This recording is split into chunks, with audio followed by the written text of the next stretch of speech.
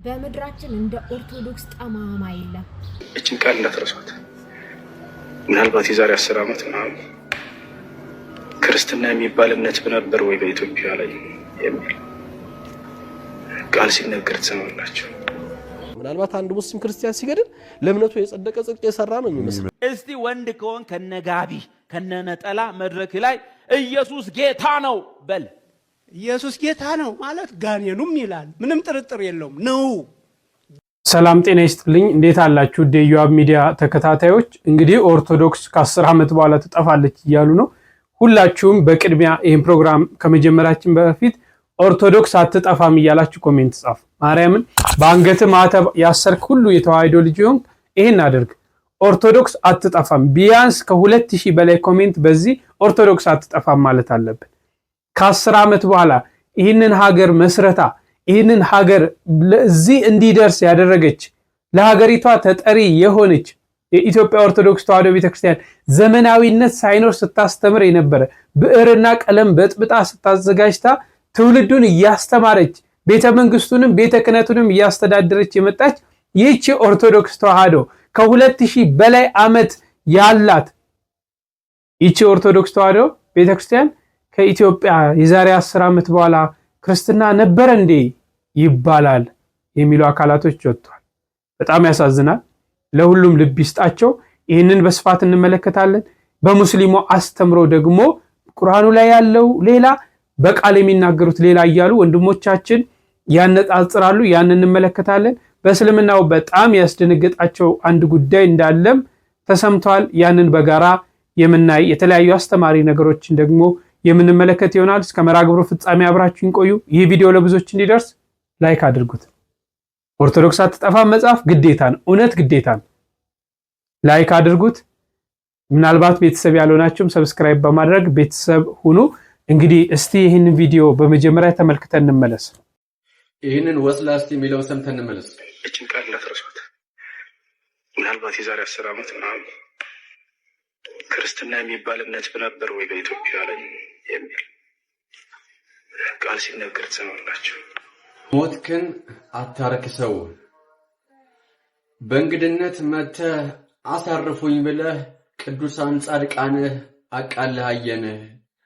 አምላክን ስትሰድብ ጂሃድም ስታወጅ ላንተም ጸለይንልህ። ማን አይዞ ብሎ ነው አሁን የለየለህ? በዚህ ዘመን እኮ የእንግዳ ደፋር የሆነ ስዳደግ በመሃይብ አፉ ይነዳል እንደበግ። ግን ሁሉንም አልፈናል አዝነን ብናለቅስም፣ የአሁኑ ድፍረት ግን አያለሳልስም።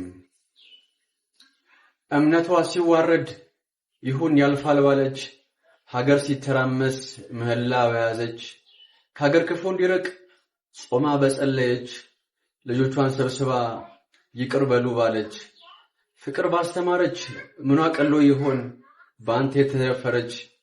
አላወክም እንጂ ኦርቶዶክስ መሆን የሃይማኖት ጥጉ፣ ለእምነት መሞት ነው ወግና ማረጉ። የአቡነ ጴጥሮስ የኢየሱስ ልጆች ነን፣ በሞት ውስጥ ነው ትንሣኤ ያገኘን። ስለዚህ አንፈራም እመነን አንተ ሰው፣ ረጋ ሰከንበል ሞትክን አታርክሰው፣ ሞትክን አታርክሰው። እችን ቃል እንዳትረሷት። ምናልባት የዛሬ 10 ዓመት ምናምን ክርስትና የሚባል እምነት በነበር ወይ በኢትዮጵያ ላይ የሚል ቃል ሲነገር ትሰማላችሁ። ብዙ መሃይማን የሚመኙትን ነገር ነው የተናገርከው። ብዙ መሃይማን፣ ከመሃይሞች ውስጥ ደግሞ አንዱ አንተ ነህ እያልኩህ ነው። እስኪ ኮፒ ሊንክ አድርጉት በደንብ። ትጠፋላችሁ እየተባለ ነው ከ10 ዓመት በኋላ። ብዙ መሃይማን ከድሮ ጀምረው ኦርቶዶክሳውያንን ክርስቲያኖችን ሊያጠፉ በክርስቶስ ያመኑትን ሊያጠፉ ተነስተዋል። ነገር ግን አልቻሉም። ለምን መሰለ? እኛ የምንሰብከው የምናመልከው የተሰቀለውን ክርስቶስን ነው፣ እውነተኛውን አምላክ ነው። ከአንድ መሃይም የሚጠበቅ ንግግር ነው የሰማነው። ለእኛ ብርቃችን አይደለም። ሜንሽን አድርጉት ራሱ። በመድራችን እንደ ኦርቶዶክስ ጠማማ የለም። አዎ ጠማማ ነን። በማህተባችን ከመጣህብን የኛ የሆነውን የማናስነካ የሰው የማንነካ ሲያዩት የሚያምር ብርሃን የሚሰጥ እሳት ሲነኩት የሚያቃጥል እሳት ነው። አዎ ጠማማ ነን። በቤተ ክርስቲያን ከመጣህብን አዎ ጠማማ ነን። ኦርቶዶክስ ነኝ። አዎ ጠማማ። ኦርቶዶክስ መቼም አትጠፋም። በምን በክርስቶስ ደም ነው የተመሰረተችው። በደሙ የመሰረታት ቤተክርስቲያን ስለሆነች እንዴት ትጠፋለች? ትላንት ታሪክን ወደ ኋላ ዞረን እንመልከት። ነግራኛ አህመድን እንመልከት። እነ ወዲት ጉዲትን እንመልከት። ስንቱ ቤተክርስቲያንን ሊያጠፋ ታገለ፣ ራሱ ጠፋ እንጂ ቤተክርስቲያን አትጠፋ። ይቺ እውነተኛ ይቺ ቀጥተኛ በክርስቶስ ደም የተመሰረተች ቤተክርስቲያን ልትጠፋ? አይ በዘመኑ ያሉ ምዕመናን ሊገደሉ ይችላሉ። አዎ በዘመኑ ያሉ አብያተ ክርስቲያናት ሊቃጠሉ ይችላሉ። አዎ እየተመለከትን ነው። አብያተ ክርስቲያናት እየተቃጠሉ ነው። ምዕመናን እየተገፉ፣ ካህናት እየታረዱ እየሞቱ ነው። አዎ ይሄ ለነሱ የመጣ ለኛ የመጣ በረከት ነው እንጂ ይቺ ቤተክርስቲያን ተሻገራለች፣ ለቀጣይ ትውልድ እስከ ዓለም ፍጻሜ ድረስ ትጸናለች ማለት ነው። የመሰረታት ስለሆነች ክርስቶስ የመሰረታት ስለሆነች። ስለዚህ እንደዚህ የሚለው አካላቶች ተነስተዋል። እንግዲህ እግዚአብሔር አምላክ ለሁሉም ልቦና ይስጥ። አባቶቻችን በመቻቻል ነው ኖሮ ሀገሪቷን ያስረከቧት። ይህንን አንክድም። ተቻችለን ኖረን ሁላችንም ተቻችለን ሃይማኖቶቻችንን ተከባብረን ብንኖር በጣም የተሻለ ነውና ሰላም ያምጣልን የሚል መልእክትን ያለኝ። ሌላው ደግሞ ሁለተኛ የሚያነሱት ያስተምሮታቸው ሁኔታ ነው። ምናልባት አንድ ሙስሊም ክርስቲያን ሲገድል ለእምነቱ የጸደቀ ጽድቅ የሰራ ነው የሚመስለው። ክርስቲያኑም ያንን ሲያደርግ ያው በቃ አንዱን ጠላቴን አጠፋሁ ብሎ አስተሳሰቡ አስተምሮቶቻችን መታረም መስተካከል መፈተሽ አለባቸው። እዚች ጋር ቆም አድርጉልኝ። ይሄ አንድን እውነት አክዶ በመቀባባት ኖርማላይዝ የማድረግ ዝንባሌ ነው። እውነቱንማ በደንብ አድርጎ ዋጥ ማድረግ ያስፈልጋል። በእስልምና ውሸት ከሚፈቀድላቸው ሁኔታዎች አንዱ ይሄ ነው፣ ለእምነቱ ሲል መዋሸት። ይሄ በአላህ ዘንድ የተወደደ ተግባር ነው። እምነቱን እስልምናን ይጥቀም እንጂ መዋሸት ኃጢአት አይደለም። ለማንኛውም በጣም ግልጽ የሆነው እውነታ አንድ ሙስሊም አንድን ክርስቲያን ስለ እምነቱ ሲል ቢገድል ወይም ደግሞ ወደ ራሴ ሳመጣው አንድ ሙስሊም እኔን ቢገድል ያለምንም ውጣ ውረድ ያለምንም ሌላ ተጨማሪ መስፈርት ገነት ይገባል የሚል አስተምህሮ በእስልምና መጽሐፍት ውስጥ ሰፍሮ አለ። በክርስትና ውስጥ ግን ይህ ነገር በመጽሐፍ ደረጃ የለም። እውነት ነው፣ የእግዚአብሔርን ቃል የማያውቁ ስመ ክርስቲያኖች እንደዛ አይነት አመለካከት ሊኖራቸው ይችላል። በእምነት ደረጃ ግን እንደዚህ አይነት የአውሬነትና የነፍሰ ገዳይነት የአመፅ አስተምህሮ የለም። ስለዚህ በእስልምናም በክርስትና አለ በሚል አመሳስሎ ማለፍ አያዋጣም። ሴት እንዳትገሉ፣ ምርኮኛ እንዳትገሉ፣ ቤተ እምነቶችን እንዳታቃጥሉ፣ ለእምነት ራሳቸውን ያገለሉ ባህታውያንና መነኮሳትን እንዳታጠቁ፣ የደረሰ ዛፍ እንዳትቆርጡ፣ ለምግብ ካልሆነና ተፈቅዶ ካልሆነ በግ እንኳንና ፍየል እንዳታርዱ። አንዳንዴ ከመጽሐፍ ቅዱስ እያነበቡ ይመስለኛል የሚናገሩትና እንደዚህ አሁን የተናገሩት በእስልምና ፈጽሞ የማይታወቅ ትምህርት ነው። ይህንን ትምህርት በመጽሐፍ ቅዱስ ለምሳሌ ዘዳግም ምዕራፍ 22 ከቁጥር 6 እንዲህ ብሎ ይናገራል። በመንገድ ስትሄድ በዛፍ ወይም ደግሞ በመሬት ላይ እናቲቱ በጫጩቶቿ ወይም ደግሞ በእንቁላሎቿ ላይ ተኝታ ሳለች የወፍ ጎጆ ብታገኝ እናቲቱን ከጫጩቶቿ ጋር አትውሰድ ይላል። ስለዚህ እንደዚህ አይነት ርህራሄ ለእንስሳቶችም ጭምር እንድታረግ የሚያዘው መጽሐፍ ቅዱስ እንጂ ቁርአን እንዳልሆነ በሚገባ እናውቀዋለን። በአንጻሩ ግን ምንድነው የሚለው እንኳን ለእንስሳትና ለአትክልት ይቀርና ለሰዎች ራሱ እንዴት ነው የሚላቸው? እንዲህ ይላል ሱረቱል ተውባ ሱራ 9 አያ 5 ወይም ደግሞ ቁጥር 5 ላይ እንዲህ ይላል፣ የተከበሩ ወሮች ባለቁ ጊዜ አጋሪዎችን ባገኛቸዋቸው ስፍራ ግደሏቸው፣ ያዟቸውም፣ ክበቧቸውም፣ ለእነርሱ መጠባበቅ በየመንገዱ ተቀመጡ፣ ቢጸጸቱም ሶላትንም በደንቡ ቢሰግዱ ግዴታ መጽዋዕትንም ቢሰጡ መንገዳቸውን ልቀቁላቸው ይላል። ስለዚህ ያላመኑትን እያያዝክ ግደላቸው፣ አሳዳቸው፣ ክበባቸው፣ ያዛቸው እያለ የሚናገረው ማን ነው ማለት ነው? ቁርአን ነው። ይህ ብቻ አይደለም። ቁጥር 73ም አንተ ነብይ ሆይ ከሃዲዎችና መናፍቃንን ታገል፣ በእነርሱም ላይ ጨክን ይላል። ስለዚህ ያላመኑትን እንዲጋደል በእነርሱ ላይም እንዲጨክን ምን ይላል? ያዛል ማለት ነው። ይህ ብቻ አይደለም። ብዙ ማስረጃዎችን ከቁርአን ማሳየት ይቻላል። ከቁርአን ራሱ አንድ ሰው ከእምነቱ ቢሸሽ ወይም ደግሞ እስልምናን የማይቀበል ከሆነ ምን አይነት ቅጣት ነው የሚቀጣው? የሱናን አነሳይ 4065 ላይ ወይም 4065 ላይ እንዲህ ይላል፣ አሊ ኬም ቱ ሳም ፒፕልስ ኦፍ አልዙጥ who worshipped idol አሊ ወደ ጣዖት የሚያመልኩ ዙጥ የሚባሉ ማህበረሰቦች መጣ እና and burned them ይላል፣ አቃጠላቸው ይላል። ኢብን አባስ said the messenger of Allah said whoever changes his religion kill him።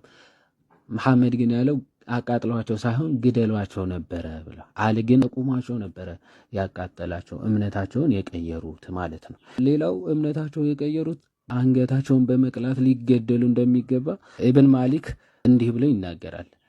ያህያ related to me from Malik from Zaid bin Aslam አለ if someone changes his deen strike his neck ይላል። ማንኛውም ሰው እምነቱን ቢቀይር አንገቱን ምን በለው ቅላው ብሎ ሲናገር እንመለከታለን። ሌላው በጣም የሚያሳዝነው አገዳደላቸው ራሱ ምን ያክል ጸያፍ እንደሆነ የምንመለከተው ሂስቶሪ ኦፍ አልጠበሪ ወይም ታሪክ አልጠበሪ ቮሊዩም 8 ገጽ 96 ላይ እንዲህ የሚል እናገኛለን። እሙ ኪርፋህ የምትባል አንዲት ሴት ነበረች። በጣም ትልቅ ነች እና የመሐመድን ነብይነት ስላልተቀበለች በምን አይነት አገዳደል ነበረ የገደሏት? እንዲህ ይላል። እሙ ኪርፋህ suffered a cruel death ይልና he tied her legs with rope and then tied her between two camels until they split her into two. She was a very old woman ይላል። በጣም ትልቅ ሴት ነች። ሁለት እግሮቿ በሁለት ግመሎች አስረው ማለት ነው። ግመሎቹ ወደዚያና ወደዚያ እንዲሄዱ አድርገው ለሁለት እንድትሰነጠቅ አድርገዋታል። እሙ ኪርፋህ የምትባል ትልቅ ሴትዮ ማለት ነው። እንዲህ አይነት ግድያ እንድትገደል አድርጓል። ሌላው የሰሒህ አልቡኻሪ 4037 ላይ ያለው የከዓብ ቢን አልአሽራፍ ታሪክ ነው። እንግዲህ ከዓብ ቢን አልአሽራፍ አይሁዳዊ ነው፣ ግን የመሐመድን ነብይነት ስላልተቀበለ እኔንና አላህን ጎቶናልና ይሄን ሰው ሊገልልኝ የሚፈልግ ወይም ደግሞ የሚገልልኝ ማን ነው ብሎ ይጠይቃል። መሐመድ ቢን ማስለማ እኔ እገልልሃለሁ ይላል። እንግዲህ አብሮት ያደገ የገዛ ወንድሙ ማለት ነው መሐመድ ቢን ማስለማ ማለት ነው። ለመሐመድ ሲል ግን ምን ይለዋል? እኔ እገልልሃለሁ ይላል። ዘን መሐመድ እሺ ይለውና ግን እንድገድለው ከፈለግ እንድዋሸው ደግሞ ፍቀድልኝ ይላል። ተፈቅዶልሃል ይላል። ሄዶ ዋሽቶ ከቤቱ እንዲወጣ ያደርገውና የተቀባው ሽቶ እንዴት ያምራል እንዴት ይጣፍጣል ብዬ አናቱን ወይም ደግሞ ራሱን ሲይዘው አንገቱን ቆርጣችሁ ግደሉት ይላል። ልክ እንደዚያ ከቤቱ ሸውዶ ያስወጣውና የተቀባው ሽቶ እንዴት ደስ ይላል ላሽተው ፍቀድልኝ ይለውና በየዋህነት እሺ ብሎ እንዲያሸት ይፈቅድለታል። ዘን አንገቱን ይዘውና ቁረጡት ይላቸዋል ማለት ነው። ዘን አንገቱ ተቆርጦ እንዲገደል ያደርጓል። እንደዚህ አይነት ጸያፍ ግድያዎች፣ ከባባድ ግድያዎች እንዲደረጉ የሚፈቅድ እስልምና ነው። እንግዲህ እንደተመለከታችሁት ነው ወንድሞቻችን መልሰውታል። ስለመለሱት ዞሮ ወደዚህ አንገባም። ግን እስቲ አንድ ወንድም ደግሞ እስልምና ውስጥ በጣም ድንጋጤ የፈጠረ ብሎ አንድ ነገር ያነሳል። በእስልምና ሃይማኖት ተከታዮች ዘንድ እጅግ ድንጋጤን የፈጠረ ኢየሱስ ክርስቶስ ወይም በእነሱ አጠራር ኢሳ እንደተሰቀለና እንደሞተ የሚያሳይ ጥቅስ በሐዲስ ውስጥ ተገኝቷል። ይህንን ቪዲዮ ለኡስታዞችና ለብዙ ሙስሊም እህት ወንድሞቻችን 50 ጊዜ ኮፒ ሊንክ ያደረጋችሁ አድርሱላቸው። ጠቃሚ መረጃዎች ይዤ ስለሚመጣ አካውንቴን ፎሎ፣ ላይክ፣ ሼር በማድረግ ቤተሰብ ይሁኑ። ይህንን ተከትሎም ብዙ የእስልምና እምነት ተከታዮች ኡስታዞችን እየጠየቁ ይገኛሉ። እናም አንድ የእስልምና ተከታይ ወንድም በሐዲሱ ላይ የተገኘውን ጥቅስ እንዲህ ሲል ያነበዋል። እረ ሙስሊሞች ጉዳችን ፈላ። ኢየሱስ መሰቀሉን የሚያሳይ መረጃ ያገኘው ሪያድ ሷሊ ቡኳን ሐዲስ 36 ላይ አብዱላህ ቢን መስዑድ ናቸው የዘገቡት። እንዲህ ይላል፣ ያ የተሰቀለው ነቢይ ከፊቱ ላይ ደሙን እየጠረገ አላህ ህዝቦች የሚያደርጉትን አያውቁምና ይቅር በላቸው፣ በእርግጥም የሚያደርጉትን አያውቁምና ይቅር በላቸው። ይህ በቀጥታ መጽሐፍ ቅዱስ ውስጥ አለ። እናም ተመሳሳይ ነው። ሐዲሱን ራሱ ሲያንብ ላስመልክታችሁ፣ ተመልከቱልኝ። አረ ሙስሊሞች ጉዳችን ፈላ። ኢየሱስ መሰቀሉን የሚያሳይ መረጃ አገኘው ሪያዱ ሷሊያ ቡኳን ሐዲስ 36 ይላል እና አብዱላህ ቢን መስዑድ ናቸው የዘገቡት። ምንድነው የሚለው? ያ የተሰቀለው ነብይ ደሙን እየጠረገ ከፊቱ ላይ ደሙን እየጠረገ አላህ ህዝቦቼ የሚያረጉትን አያውቁምና ይቅር በላቸው፣ በእርግጥም የሚያረጉትን ነገር አያውቁምና ይቅር በላቸው። ይህ በቀጥታ መጽሐፍ ቅዱስ ውስጥ አለ እና ተመሳሳይ ነው። እስቲ ምናልባት ክርስቲያኖችም ይሄንን የምታውቁት ልትረዱን ትችላላችሁ። እንግዲህ እንደተመለከታችሁት ነው የዚህ ሐዲስ ቃል ከየት እንደመጣ። ከዚህ በፊት ብዙ ሙስሊሞች ብዙ ኡስታዞች ይህንን ጥቅስ ሲያነቡ ወይም በክርስትና እምነት ተከታዮች ዘንድ ይህንን ጥቅስ ለንጽጽር ሲያቀርቡ አይተን ስለማናቅ በእስልምና ሃይማኖት ውስጥ የሚታመነው ኢሳ ወይም ኢየሱስ ክርስቶስ መልእክተኛ እንጂ አምላክ እንዳልሆነ መሰቀልም እንደማይችል የሰው ልጅም እንደሆነ ይናገራል። ስለዚህ ለዚህ ነገር ኡስታዞች መልስ እንዲሰጡ፣ ክርስቲያኖችም በዚህ ነገር ላይ መልስ እንዲሰጡ ይህንን ቪዲዮ ኮፒ ሊንክ ያደረጋችሁ ሼር ዱዌት ያደረጋችሁ ለብዙ ሙስሊም ኡስታዞች በተለያዩ ሃይማኖት ላይ ንጽጽር ለሚሰሩ ሰዎች አድርሱላቸው። አመሰግናለሁ። አዎ ኢየሱስ ክርስቶስን እስልምና ውስጥ ያለው አስተምሮ ያላ መልእክተኛ ነው፣ አምላክ አይደለም የሚል አመለካከት ነው ያላቸው። አምላክ አይደለም ያላህ መልእክተኛ ነው የሚል ነው። ነገር ግን አሁን ደግሞ ከዛ ጋራ የሚጣረስ ተገኝቷል በአዲሱና ለዚህ ምላሽ ስጡ ነው። ይሄን በቅንነት ምላሽ የሚሰጡ ካሉ ከነሱ ምላሽን እንሰማለን ማለት ነው። እንግዲህ ሌላው ደግሞ የምንመለከተው ምንድነው ካለን አሁን ሰሞኑን ያልተባለ ነገር በኦርቶዶክሳውያን ወጣቶች ያላሉትን ብለዋል እያሉ አንዳንድ ፕሮቴስታንቶችም እየተነሱ ነው። ይህ ቪዲዮ ከ1 ሚሊዮን በላይ እይታ ማግኘት አለበት። የተዋህዶ ልጆች ማርያምን የምሬን ነው። እዚህ ቪዲዮ ላይ ለምጠቀማቸው አንዳንድ ቃላቶች አስቀድሜ ይቅርታ ጠይቃለሁ። ይሄ ቂል ፎሎ ለቃቃሚ የሚያደርጉን የማያውቅ ልጅ የሚለውን ተመልከቱት። ቡታጅራ ከተማ ላይ ኢየሱስ ካላችሁ እናርዳለን ይላሉ ነው ያላልኩት እነሱ በጭራሽ ልጆቹ እንደዛ አላሉ። ያላሉትን አቀነባብሮ የኦርቶዶክስን ስም ለማጠልሸት ኦርቶዶክስ የኢየሱስ ክርስቶስ ስም የሚጠሩትን ታርዳለች ብሎ ስሟን ለማውቀሸሽ ያቀነባበረው ሴራ እንጂ ሰዎቹ እንደዛ አላሉ። እውነታው ይሄ ነው። በመጀመሪያ ደረጃ ልጆቹ የቡታጅራ ልጆች አይደሉም። ከመጀመሪያው ቪዲዮ እንኳን ስንጀምር ቡታጅራ ውስጥ ኦርቶዶክሳዊ የለም። በነገራችን ላይ ልጆቹ የተጠቀሙትን አማርኛ እኔም አልደግፈው። ነገር ግን እነዚህ ልጆች ይህንን ቪዲዮ የሰሩት ለዚህ ቪዲዮ አንድ ልጅ ቤተክርስቲያንን ለማሰራት ያደረገው ቤተክርስቲያኖች የፈጸመው ድርጊት ደስ ስላላቸው ስሜታዊ ሆኖ በማይሆን አማርኛ ገልጿል። ነገር ግን ልጆቹ የቡታጅራ ልጆችም አይደሉ፣ ኢየሱስ ስለተባለም እናርዳለን አላሉ። ልጁ ግን ቪዲዮ ቫይራል እንዲወጣ ሚክስ አድርጎ ኬት እንዳደበላለቀው በማናቀበት ሁኔታ የኦርቶዶክሳውያንን ስም ለማጥፋት ኢየሱስ ሲባል ኦርቶዶክሳውያን ያርዳሉ ለማስባል የሰራው ቪዲዮ ነው። ታዲያ እስከ መቼ ነው ይሄን ልጅ ዝም የምንለው? እኔ እኮ ከወራቶች በፊት ነግሬያችሁ ነበረ። ቤተሰብ እኔ ማለት በቃ ብዙ ተንኮለኛና ምቀኛ መናፈቅ አይቻልም። እንደዚህ ልጅ በጣም ተንኮለኛና ምቀኛ ይቻላል። እንደዚህ አይነት አስተሳሰብ ያለው ሰው ምንም ነገር አንደርስታንድ ሳይደርግ ቪዲዮ የሚሰራ ሰው ነገ ስለ ሃይማኖት የፈለገ አይነት ቪዲዮ ቢሰራ ምን ተፈርዱበታላችሁ? አይታችኋል። በእንደዚህ አይነት አስተሳሰብ ይሄ ስለ ሃይማኖት ወጥቶ የሚናገር የዚህ ልጅ አላማ ፎሎና ላይክ መለቃቀም እንጂ እንደሌሎቹ ፔንቶች እንኳን ወንጌል መስበከን አይደለም። እንኳን ለኛ ኦርቶዶክሶቹ ለፔንቶቹ ራሱ ጠንቅ ነው። ያላሉትን አሉ ብሎ በእኛ ማከል ጥላቻ መዝራት ነው አላማው ብሎ ከናርገው ከቲክቶክ እናጥፋው ስላችሁ እምቢ አላችሁ። ይሄው ዛሬ ድድብናውን በአደባባይ ይሆን እንዲገለጸልን። ታዲያ አሁንም ዝም ልትሉት ነው? እንደዚህ ስማችንን ያጠለሽ ዝም ልትሉት ነው? እኔ ዝም ልትሉት እኔ ዝም አልላችሁም። ይሄ ቪዲዮ ሚሊዮን እይታ መታየት አለበት። ሁልሽም ይሄው ከታች አካውንቱን ታግ አድርጌላችኋለሁ። እየገባችሁ ብሎክና ሪፖርት ካደረጋችሁ በኋላ እዚህ ቪዲዮ ኮሜንት ላይ መጣችሁ ደን ብላችሁ ጻፉ። ካስፈለገ 2-3 ቪዲዮ እሰራለሁ። እንደኔ አይነት ብዙ ፎሎወር ያላችሁ ሰዎችም ይሄን ቻሌንጅ ተቀላቅላችሁ ቪዲዮ እንድሰሩ ፈልጋለሁ። የዚህ ልጅ አካውንት ተዘግቶ ከቲክቶክ መጥፋት አለበት። ለኛ ብቻ ሳይሆን ለእናንተ ለፕሮቴስታንቶችም ጭምር ጠንቅ ስለሆነ በፈጣሪ ስም አጥፉት። በቃ ማየት አልፈልግም ይሄን ልጅ። እንግዲህ ኦርቶዶክስ መቼም አራጅ ሆና አታውቅም። ይሄን ማመን ያስፈልጋል። ለሚያደርጉት፣ ለሚያርዱት፣ ለሚገሉት እንኳን ምሕረትን፣ ቸርነትን፣ ይቅርታን የምትለምን ወደ ልቦና መመለስ የምትለምን ነው እና አንዳንዴ በሁለቱም ወገን እቺን ሃይማኖት ለማጠልሸት የሌለ ታፔላ ለመስጠት ያልተባለውን ተባለ እየተባለ ሲጋጋጡ እየተመለከትን ነው። ግን አይሆንላቸው፣ እውነት አይሆንላቸው። እንዲህ አይነት ውሸቶችን ማቀናበር ለማንስ ጠቀመ? እንደው መወሻሸቱ ኢየሱስ ጌታ ነው አትሉም? ልብ ካላችሁ ነጠላ ለብሳችሁ በአውደ ምሕረት ኢየሱስ ጌታ ነው አትሉም ይላሉ። እስቲ ወንድ ከሆን ከነጋቢ ከነነጠላ መድረክ ላይ ኢየሱስ ጌታ ነው በል። ኢየሱስ ጌታ ነው ማለት ጋኔኑም ይላል። ምንም ጥርጥር የለውም ነው። ጌታ ነው፣ እውነት ነው። ጌታ ነው፣ አምላክ ነው፣ የባህርይ አምላክ ነው፣ የጸጋም አምላክ አይደለም። ይሄን ግን ጋኔኑም ያውቃል፣ አጋንንቱም ያውቃሉ አለ ያዕቆብ። እንደውም ይንቀጠቀጣሉ አለ። ግን ሰው በእምነት ከጋኔኑ ለመብለጥ ምን ማድረግ አለበት? መታዘዝ፣ መጽሐፉ የሚለውን ማድረግ። ይሄን አድርግ ምን ትድናለህ? ምን ትላለህ? ትድናለህ። ጋኔኑ ያምናል፣ አያደርግም፣ አይድንም። ጊዜው ሲደርስ ይታሸጋል በሲኦል። እኔ ክርስቶስን አውቃለሁ በማለት አይዳንም። አጋንንትም ያውቁታል። ጋኔንም እግዚአብሔርን ያውቃል። ምንም በዚህ ልዩነት የለንም። እግዚአብሔር ማን እንደሆነ ጋኔን ያውቃል፣ ፈጣሪው እንደሆነ።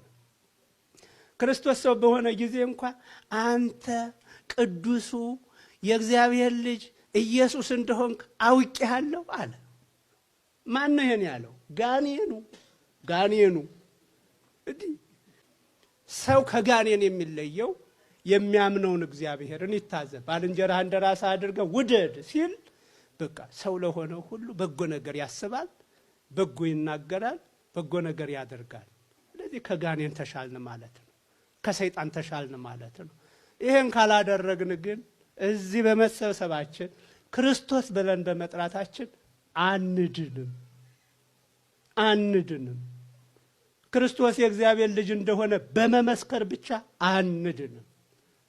ክርስቶስ የእግዚአብሔር ልጅ አድርጉ ያለንን በማድረግ በመኖር ነው እና ስለ ክርስትና ማወቅና ክርስትናን መኖር ይለያያል። ኢየሱስ ጌታ እንኳን እኛ ሰይጣኑም ይላል። ምክንያቱም ጌታ ነዋ። ለብፁዕ አባታችን ቃለ ሕይወትን ያሰማልን፣ የብፁዕነታቸው ብራኬ ይድረሰን። እስቲ በመጨረሻ ለነፍሳችን የሚጠቅሙ አንድ ሁለት ምክሮችን ሰምተን እንመለስ። የዘፈንበትም ያሸበሸብንበትም ቀን ተመሳሳይ ናቸው። ጠዋት ከቤተ ክርስቲያን ውለን ከሰዓት በኋላ ባለ ዝግጅት የምንደንሰው ራሳችን ነን። እየተቀደሰ ራሳችንን ሰልፊ ሰርተን እየዘመርን እንታያለን። ከሰዓት የልደት ፓሪ ካለ ስንዘል የምንውለው እኛው ነን። ግማሽ ተቀብቶ ግማሽ ተላጭቶ የተፈቀደ ይመስላል። ሰው ለእግዚአብሔር በማይመች ሕይወት ውስጥ እየኖረ ነው። በራድ ወይም ትኩስ አይደለም። ለብ ብለህ ስለምትገኝ ከአፌ ልተፋ ነው ይላል። አያችሁ፣ ወይ ትኩስ አይደለም፣ ወይ በራድ፣ ወይ ጻድቅ አይደለም። ቦታ እንዳይሰጠን ኃጥእ አይደለንም፣ ምሕረት እንዳይሰጠን ሁለቱንም ነን። ጽድቅ ቦታም አለን፣ ኃጢአት ቦታም አለን። ዘረኝነቱም ላይ አለን፣ ሃይማኖተኝነቱም ላይ አለን። ግደሎ ባልንበት አፋችን የአንድነት ስብከት ተመልሰን እንሰብካለን። በዘፈን በሰራነው ቪዲዮ ተመልሰን የመዝሙር እንሰራለን። እዛው ልብስ ብቻ ነው የምንቀይረው፣ እኛ አልተቀየርንም። አንዳንዴ ሁለቱንም በአንድ አይነት ልብስ እንሰራለን። ሰው ይህን ያህል በኃጢአት ውስጥ ይኖራል። እግዚአብሔር ግን በእኛ ውስጥ ያስቀመጠው በጎ ነገር ቢኖር መልካም ስጦታው ነው። ስሙ የተመሰገነ ይሁን። ሰው መክሊቱን ፈልጎ እንደ መክሊቱ ነው መኖር ያለበት። አዎ መቀደስ የሚያምርብህ ከሆነ ቀድስ፣ መስበክ ከሆነ የሚችለው ስበክ፣ መምከር የምትችል ከሆነ ደግሞ ምከር። ቅዱስ ጳውሎስ እኮ ብሏል፣ የሚመክር በመምከሩ ይጽና ብሏል፣ የሚያስተምር በማስተማሩ ይጽና ይላል። አሁን አንድ ሰው መድረክ ማስተማር የሚሆንለት አለ፣ ቁጭ ብሎ መምከር የሚያቅተዋል። ቁጭ ብሎ መምከር ግን ማይሆንለት። አንዳንድ ሰዎች ደግሞ ቁጭ ብለው የነገር ስልቱን አውጥተው ወከክ አድርገው የሚመክሩ አሉ። ደግሞ መድረክ የማይሳካላቸው። ሁሉም እኮ ሀብት ነው ሁሉ። አሁን እኮ ይኸውላችሁ አንድ ሽማግሌ መክሮ የሚመልሰውን እኔ 500 ጥቅስ ጠቅሼ ላልመልሰው ይችላል። ሰው እንደ ሀብቱ ነው የሚያድር። ሀብታችን ማወቅ፣ ጠርቶ ሀብት ሰጣቸው ነው። የእግዚአብሔርን ጥሪ ማወቅ። እኔን ጌታዬ በምን መልኩ ነው የጠራኝ፣ በምን መክሊቴና እንዳገለግል የምትረዱት ግን አንድ ነገር፣ እግዚአብሔር ያልጠራው ሰው ግን የለም። ሁሉንም ሰው ጠርቶታል። ችግሩ ጥሪውን ወይ ሳናስተውለው እንደ ወፍ ግር ብሎ ያልፍብናል። ምክንያቱም ያንን እንዳናውቅ ደግሞ ሰይጣን ሁልጊዜ ምን ያደርጋል? ከራሳችን ጋር እንዳንሆን ያደርገናል። ደግሞ ያባክነናል። በብዙ ጉዳዮች ብክነን የሚያደርገን ስጋ ያልነበረው እሱ ሰውን ወደዚህ ዓለም በመጣ ጊዜ ስጋ ለበሰ።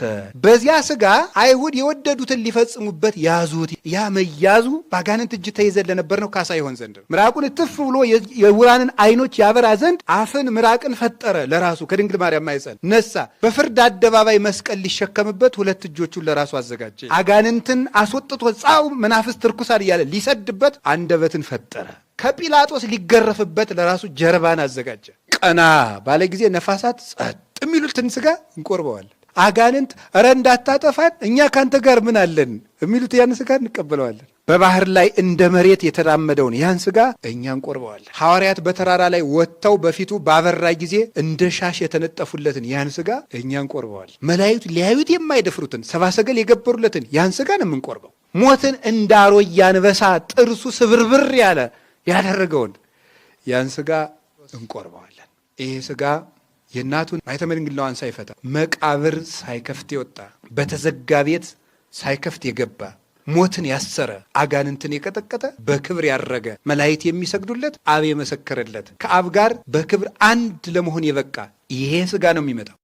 እኛ ስንወለድ ማርያም ብለን ስናድግ ማርያም ብለን እንዴ ደግሞ እሷን ካልጠራን ማን ነው? አምላክ የሚወደው ስም እኮ ነው። አምላክ የሚወደው ንጉሥ የወደደው ውበት እኮ ነው ያላት። እሷ ያልተጠራች ማን ይጠራል? በእውነቱ እንዴ እንኳን እሷን ማርያም መግደላዊትን እንኳን ሁልጊዜ ጥሯት ብሎናል። ለምንድነው ማንጠራት? እመቤታችንን ደግሞ እንኳን እሷ ደግሞ አትጥሩኝ ሳትል እስቲ አሁን ህማን ቤት የትኛይቱ ንግስት ናት ገሊት ብላት አናቴን ማታስብለኝ ደርሼ የተከበሩ ገሊት ብዬ አመልከጫ ጽፌ መገኘቱን ምንጃ። አሬ መዘጋጃ ቤት አለቃውም በቀላሉ አይገኝም። እንኳን የላይ ንጉስ፣ ንግስት፣ ጠቅላይ ሚኒስትር፣ ፕሬዝዳንት ሆኖ ይቅርና ማለት ነው። የአምላክ እናቱን አትጥሩኝ አላለች እሷ ራሷ።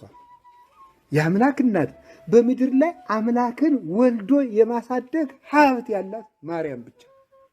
አምላክን ማሳደግ ይገርማል እኮ እናንተ። አምላክ ርቦት ያጠባችው፣ ደክሞት ያዘለችው፣ የታቀፈችው እናት ድንግል ማርያም ብቻ ነው። ይሄ የኢትዮጵያውያን ሀብታችን ነው። ለመምህሮቻችን እግዚአብሔር አምላክ ቃለ ሕይወትን ያሰማልን። እንግዲህ ያለንበት የጾም ወቅት ነው፣ ጸሎት የምናደርግበት ወቅት ነው እና ሁላችሁም በቻላችሁት አቅም ጸሎት አድርጉ፣ ጸልዩ፣ ጾሙ፣ ንስሐ ግቡ። ለሀገራችን ምሕረት እንዲመጣ አሁን እየመጣ ያለው ነገር በጣም ያስጠላል። እርስ በርስ የኑሮ ሁኔታ እያለ አሁን ደግሞ በሃይማኖት እርስ በርስ ጦርነት ውስጥ እንዳንገባ እግዚአብሔር አምላክ ክፉን እንዲያርቅልን በቻላችሁት አቅም ጸሎት አድርጉ። በሌሎች መርሃ ግብሮች እስክንገናኝ ሀሳብ አስተያየቶቻችሁን በቅንነት ስጡኝ እያልኩ በሌሎች መርሃ ግብሮች እስክንገናኝ ቸርን ሰንብት።